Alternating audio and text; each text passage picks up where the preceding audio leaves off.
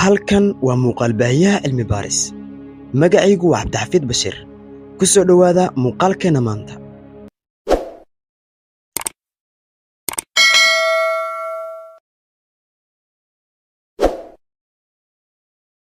Afrika waa qaaradda labaad ee ugu weyn qaaradaha adduunka, kadib qaaradda Aasiya. Dhanka baaxadda iyo dhanka dadkaba. Baaxadda Afrika waxay la eg tahay 30,244,050 kiiloomitir laba jibaaran. Tiradaasi waxaa ku jira dhammaan jasiiradaha lagu xisaabiyo Afrika. Afrika baaxaddeeda waxay dabooshaa 20.3% baaxadda dhulka. Sida lagu xusay tirakoobyadii ugu dambeeyay oo heer caalami ah, dadka ku nool qaaradda Afrika waxay tiradoodu dhan tahay 1,400,000,000 oo qof, taasoo ah tira u dhiganta in ka badan 7 meelood meel dadka ku nool adduunka oo dhan. Qaaradda Afrika waxaa ku hareeraysan biyo. Badda Mediterranean-ka waxay ka xigtaa waqooyi, sidoo kale gacanka Suez iyo Badda Cas waxay ka xigaan waqooyi bari. Badweynta Hindi ayaa kaga taalla koonfur bari iyo badweynta Atlantiga oo ka xigta galbeedka. Intaas waxaa dheer, waddanka jasiiradda ah ee Madagaskar iyo jasiirada kale ayaa hoos gala qaaradda ama hoos yimaado.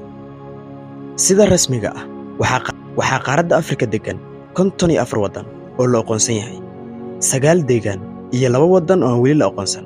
Xagga bulshada, qaaradda Afrika waxaa ku dhaqan dadka ugu da'da yar caalamka. Marka tirada guud laga hadlayo, 50% dadka Afrikaanka ah waa da'da ka yar 19 sano. Juqraafi ahaan, waddanka Algeria ayaa ah kan ugu weyn dhanka dhulka iyo baaxadda, halka Nigeria ugu dad badan yahay qaaradda Afrika. Waxaana guud ahaan caalamka la isku raacay in bartamaha iyo bariga Afrika ay yihiin meeshii aadamuhu ka soo beermay markiisii ugu horreysay. Waxaa deegaanadan laga helay lafo aad u da'weyn oo muujinaya horraantii dadka. Tusaale ahaan, waddanka Itoobiya waxaa laga helay lafihii ugu da'da weynaa inta la ogyahay, middaasi oo jirta 200,000 oo sano. Guud ahaan qaaradda Afrika waxaa dhex mara dhulbaraha, waxayna leedahay noocyo badan oo cimilo kala gedisan ah. Sidoo kale, qaaradda Afrika waxaa loo qaybiyaa 5 gobol, kuwaasoo ku salaysan juqraafiga deegaanka. Waxayna kala yihiin bariga Afrika, bartamaha Afrika, waqooyiga Afrika, galbeedka Afrika iyo koonfurta Afrika.